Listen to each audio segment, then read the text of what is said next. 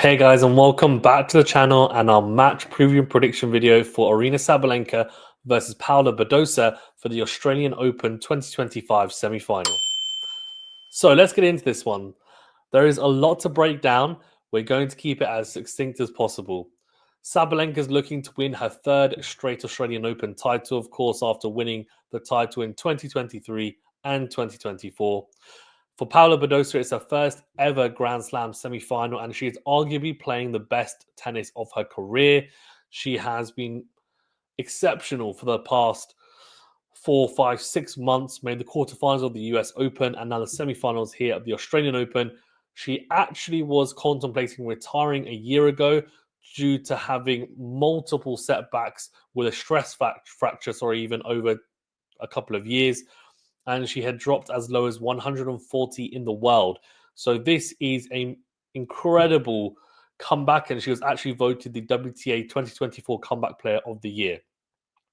So how they look so far? Well, Sabalenka, she was very comfortable in her first few rounds, beating Sloane Stephens, Bruce Bonero, Clara Towson, and Mira Andreeva, the young prodigy, all in straight sets. But then she came up against a very resilient opponent, and also an opponent who has power of her own. She's also physical in her own right, Anastasia Pavlyuchenkova, and she managed to take a set of Sabalenka, winning the second set in their quarterfinal. For Sabalenka, there were some red flags or worrying signs during that match. There was a clear dip in level. The forehand started breaking down, and she ended up hitting some double faults, which, have been a demon of hers, and she would have been hoping they weren't going to creep in, especially longer term. It wasn't the case. This is the difference between Sabalenka now and Sabalenka from a couple of years back.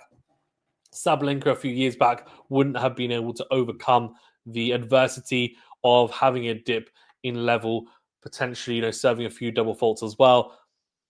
The new Aryna Sabalenka, the new and improved version, she is able to overcome adversity. She is mentally extremely tough, and she worked through it, and she won ugly, like a true champion does. She wasn't playing her best. She still found a way to win. For Badosa, as I mentioned, she's arguably playing the best tennis of her career. She's fully fit. She's moving extremely well, and she's always been a clean striker from the baseline. One of the standouts, I think, for me in this tournament has been her win over Coco Gauff in the quarterfinals, which was her most recent match. Some very notable wins over players like Kostyuk as well. And Danilovic, who was playing some really good tennis, lefty from Serbia. But I think the win over Coco Gauff really cemented her as a real threat, not just for the Australian Open, but for the rest of the year. She beat Coco Gauff, who had just won 13 matches in a row. And, she was playing some phenomenal tennis from the back end of last year, carrying into this year. She beat Iga Swiatek at the United Cup at the start of this year as well. It looked really good. The forehand was booming. But Paula Badosa managed to really take advantage of Coco's forehand, went really big into that side and into that wing, and just played a really solid all-round couple of sets of tennis, serving really well, returning aggressively, limiting the errors, and she was able to stick with Coco when it came to the more physical points, generally speaking, as well, and some great points to the net, and that was a real positive, I think, as well. Coco definitely played her part, but look, Paula, it was her time to shine. So, how can this match be won or lost? Well, I'm going to try and keep this, as I said, succinct. So, for Sabalenka, I think it's very, very, very key that she serves and returns well. I think the serve return dynamic is going to be key for both players. If you look at the stats at the Australian Open so far, Paula Badosa is near the top of the ace count at 19. Sabalenka is actually only at 10. Then if you look at return points won, Sabalenka is very near the top. Badosa is not too far behind. These two players have been and I think throughout the whole careers, they've always been very potent servers. But the big plus, I think, for Sabalenka is, especially off second serve, she's able to really instill fear into her opponents. Now, for Badosa, she maybe struggled with the injuries, etc., but she also has that capability on the returning scene as well, on the returning aspect of her game. And that's been really positive. I actually think the return dynamic is going to be key. And I also think for Paula, she needs to go into the Sabalenka forehand, because I actually think and this could be a controversial take, but I personally think Sabalenka's backhand is arguably one of the best, if not the best, backhand on tour. Her forehand is up there, but I don't think it's as good, and I do think it can break down, as we saw against Pavlyuchenkova. Now, Badosa possesses as much power, if not more power, than Pavlyuchenkova. She needs to utilize her weapons, and that means going into the forehand, using her angles, moving Sabalenka around. Sabalenka is an extremely good athlete, but she's not an athlete like a Goff or a Swiatek. If you move her around with angles, with making her think twice about going line, for example, first, because you're able to hit with great depth, then that's when you have her on the back foot. And that's exactly where you want her to be. She is not as good backpedaling and playing defense. So if you're Paula, you want to be the one on the front foot.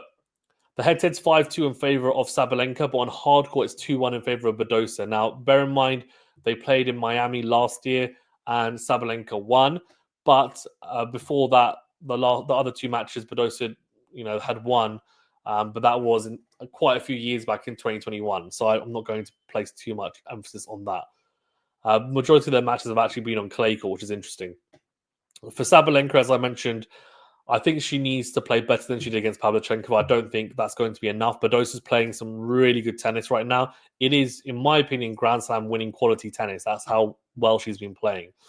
The mentality's there, which has always been a big thing, I think, for her. Her body's right. She's obviously coming against one of her best friends. They're very good friends. And, it will be bragging rights. And I think that's going to be really interesting to see. I think Badosa also needs to change it up a little bit by coming to the net, just disrupting the rhythm of Sabalenka. And we saw Pavlyuchenkova do that very well at times. Sabalenka herself has added variety to her game, drop shots, slice, backhand, coming to the net as well. But I do still think she's more comfortable from the baseline, hitting those big, booming baseline ground strokes that we all know and love from Sabalenka. So I think Badosa just needs to get her out of her comfort zone, hit those angles, really, I think, back herself in the forehand-to-forehand exchanges and be the one who is dictating. Because Sabalenka, if she dictates, it's going to be very hard, in my opinion, for Badosa to get the win. And we always know serve is important. I think the serve return dynamic, especially in this matchup on the WTA Tour, is really key for me. Because both players have such potent serves, and on the return, they're also very capable. Guys, let me know your thoughts in the comment section below, who you think is going to win and why. I'm finding this one actually very tough. Normally, I'd go for Sabalenka, but Badosa's been playing so well. I do, however, think that there's something about Sabalenka with her mentality. I just think she's changed in a positive way. So I'm going to go with Sabalenka in 3 very entertaining sets. I would not be surprised if Badosa wins. I really wouldn't.